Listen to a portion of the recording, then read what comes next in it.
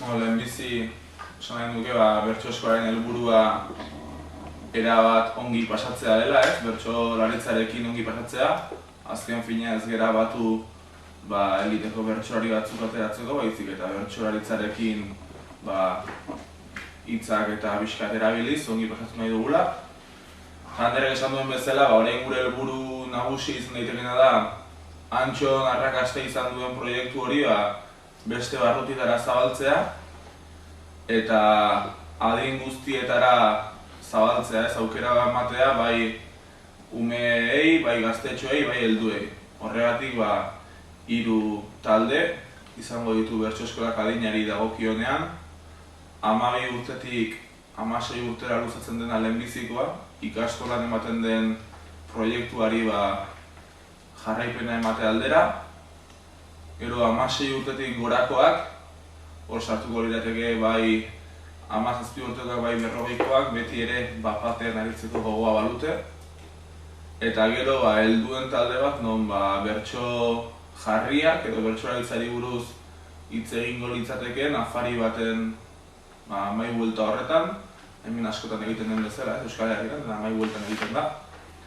Eta orduan izango litzateke barruti bakoitzean afari bat hilabetean behin, orduan barrutia joango lirateke elkar txandatzen ardurari barrutin arteko harremana ere sakontzeko, ez? Hortaz aparte, bertso eskolak eskaintzen duena, bertso eskolak emateaz gain eskaintzen duena urtean 8 saioko kopuru bat, 4 barrutitan banatuta. Non 2 jaialdi izango diren, 2 bertso afari edo bazkari, eta 4 saio, bai bertso txapelketa edo sariketa antzekoak, bai oarsoaldeko bertsolariei eta kanpoko aukera emateko beraien elkarlanean aritzeko. Eta bertso eskola ezagutzera emate aldera, egingo dira hainbat ekintza, lehenik ere ikastoletara joango gara umei pixkat eskaintzera edo erakustera zer egin daitekeen bertsotan, zer lortu daitekeen bertsoen bidez. Eta hortaz aparte pixkat gaztetxo hauei begira ez, pixkat giroa eta garrantzi gehiago duenez. Iraileko 4 ostiraletan bertso afariak egingo dira, lehenbizikoa ostiral hontan Antxon, 12an Trintxerpen, 19an Dondibanen eta 26an San Pedron.